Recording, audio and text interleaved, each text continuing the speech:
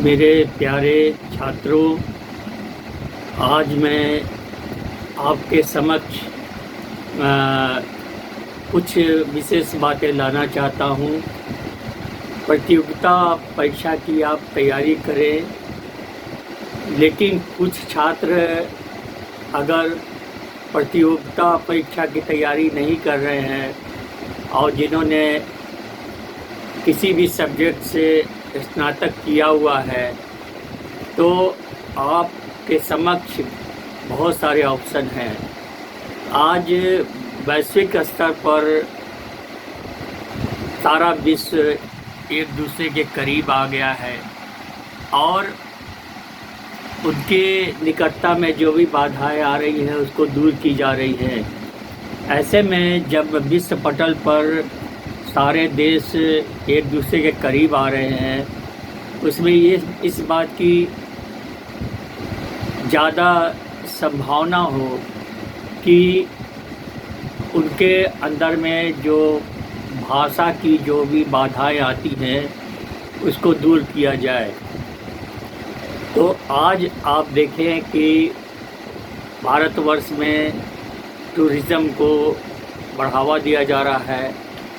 विश्व के अन्य देशों में भी दूसरे देश के लोग जाते हैं, लेकिन उनके समक्ष एक भाषा की बाधा होती है, जिसको दूर करने के लिए बहुत सारे सरकार के द्वारा प्रयास किए जा रहे हैं। तो मैं उन छात्र और छात्राओं के लिए जिन्होंने अभी स्नातक की परीक्षा पास की है, वो अपने कॉलेज में, विश्वविद्यालयों में फॉरेन लैंग्वेज सीखने का कोर्स को ज्वाइन कर सकते हैं। अब इन विदेशी भाषाओं को सीखने के लिए बहुत सारे कॉलेजेस में, विश्वविद्यालय में बहुत सारे कोर्स प्रारंभ किए गए हैं, जिसमें आप जापानी भाषा, कोरियन लैंग्वेज, उसके अलावा अरेबियन लैंग्वेज और बहुत सारी भाषाओं को आप सीख सकते हैं। तो इन कोर्स, ये जो सारे कोर्स है, इसको करने के बाद में आपके सामने बहुत सारे ऑप्शन खुल जाते हैं। जैसे विदेशी दूतावास में बहुत सारे पद होते हैं, जिसमें इन लोगों की काफ़ी डिमांड है। जैसे आप चाइनीज़ भाषा भी काफ़ी उपयोगी है। रशियन भाषा, फ्रेंच लैंग्वेज का भी कोर्स किया जा सकता है। स्पेनिश लैंग्वेज का भी कोर्स किया जा सकता है। तो ये बात मैं इसलिए कहना चाह रहा हूँ कि अगर आप इन देशों में मेडिकल का या MBA का या जो भी कोर्स करते हैं, तो पहले 1 साल तो आपको इन भाषाओं का ज्ञान वहाँ के विश्वविद्यालय के द्वारा दिया जाता है। जैसे आप मेडिकल की पढ़ाई MBBS करने जाते हैं रसिया में, तो आपको वहाँ की स्थानीय भाषा का ज्ञान दिया जाता है। तो इससे ये समझ में आता है कि विदेशी भाषा की जानकारी, उसको सीखना आपके भविष्य के लिए कितना उज्जवल हो सकता है। तो बहुत सारे विश्वविद्यालय में इस तरह का सुविधा दी गई है, जिसमें आप इन विदेशी भाषाओं को सीख सकते हैं, समझ सकते हैं और अच्छी तरह बोल सकते हैं। इसके अलावा मैं आपके समक्ष ये भी कह सकता हूँ कि हमारे भारतवर्ष में ही बहुत सारी भाषाएं बोली जाती हैं।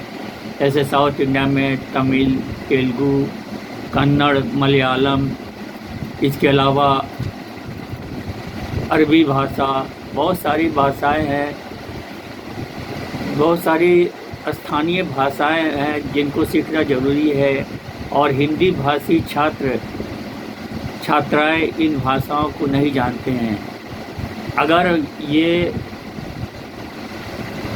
इन भाषाओं को अगर आप सीख जाएं, इनके कोर्स करें, तो आने वाले भविष्य में ये आपके लिए अत्यधिक उपयोगी साबित होंगे। तो इसके लिए है कि आपके अंदर इन भाषाओं को सीखने के लिए चेतना होनी चाहिए। और ट्रांसलेटर, बहुत सारे सरकारी विभाग में ट्रांसलेटर का पद भी होता है, तो आप इस पद के योग्य हो सकते हैं। और इन देसी और विदेशी भाषाओं को सीखने का सबसे ज़्यादा उपयोग ये होता है कि इन भाषाओं को जानने वाला की जो आवश्यकता जिस पद के लिए होती है, वो उस पद के लिए उनको सेलेक्ट किया जाता है। तो जो हमारे फॉरेन कंट्री की लैंग्वेज है या इंडिया के अंदर में साउथ इंडियन लैंग्वेज है, उसको सीखने की आवश्यकता है, क्योंकि विश्व पटल पर शिक्षा का दृष्टिकोण बदल गया है। आप अपने विश्वविद्यालय या जो कॉलेजेस हैं उनमें फ्रेंच, स्पेनिश, रशियन, उसके अलावा चाइनीज़, जैपनीज़ आदि अन्य भाषाओं को आप सीख सकते हैं। और इसका जो भी आपको जो भी डिप्लोमा डिग्री, जो भी सर्टिफिकेट मिलता है, वो आपके एक्स्ट्रा क्वालिफ़िकेशन में काउंट किया जाएगा। तो फॉरेन लैंग्वेजेस को सीखने में कोई हर्जा नहीं है। ये आने वाले भविष्य में आपके लिए मददगार साबित होगा। तो इसके साथ ही मैं इस वीडियो को ख़त्म करता हूँ। और मैं छात्रों से जिन्होंने स्नातक किया है, जिनको विदेशी भाषा सीखने में दिलचस्पी है, वो